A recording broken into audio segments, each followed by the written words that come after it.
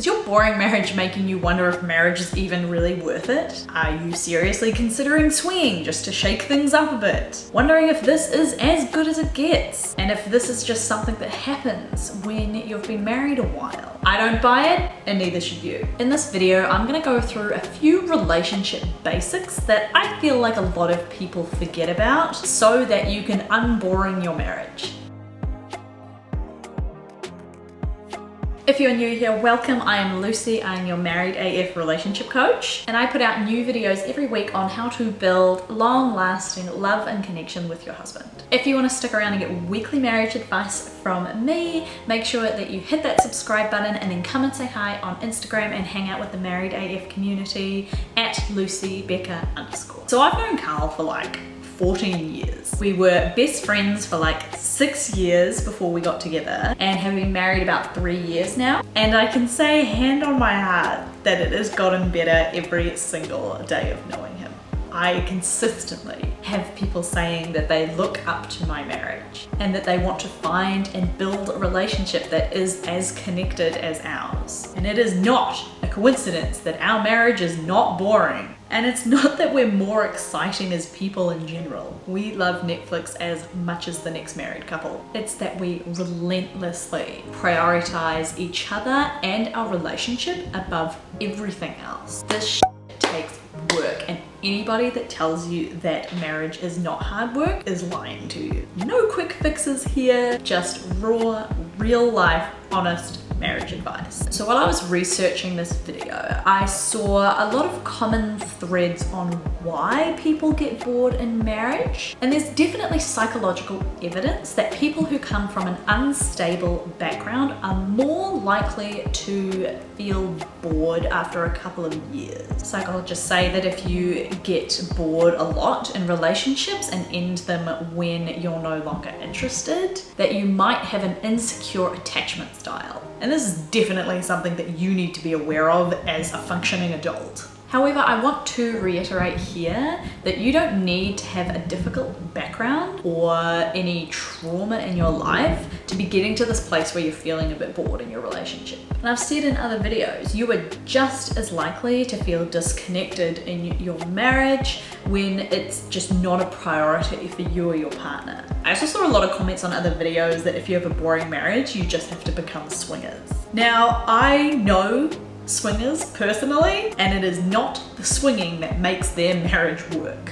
It's the foundations that they have around the swinging that make their marriage work. If you are swinging to save a boring marriage, but you don't actually want to be ethical non-monogamists, then you have a lot bigger problems coming your way than daily monotony in your marriage. So, what can you do for a boring marriage that doesn't involve becoming swingers or moving halfway across the world? My answer is to bring it back to your relationship basics. Because the problem isn't that you're boring, or that your husband is boring, or that marriage is boring, or that you love each other less than when you first got married. It's that life has gotten in the way of what's actually important, your relationship.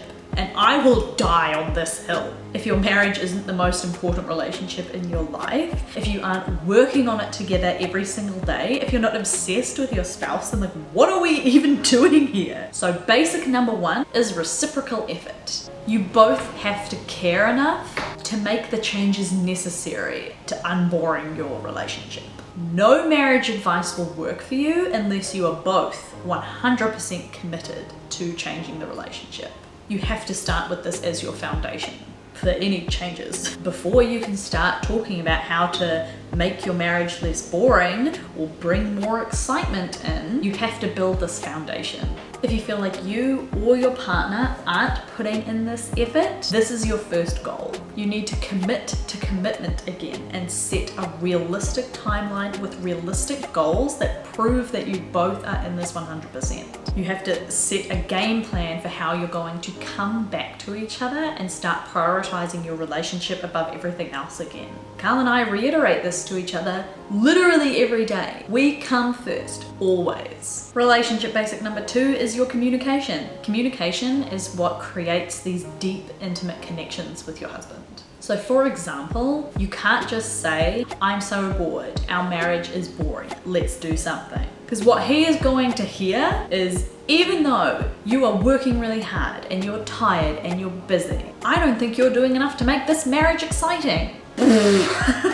If you learn how to communicate this in a better way, something more constructive would be something like, I love you and I love our marriage and I would love for both of us to be on board so that we can feel more connected. Because chances are you're both feeling that disconnection. And this is where it's important to communicate that you are working against the problem, not against your husband.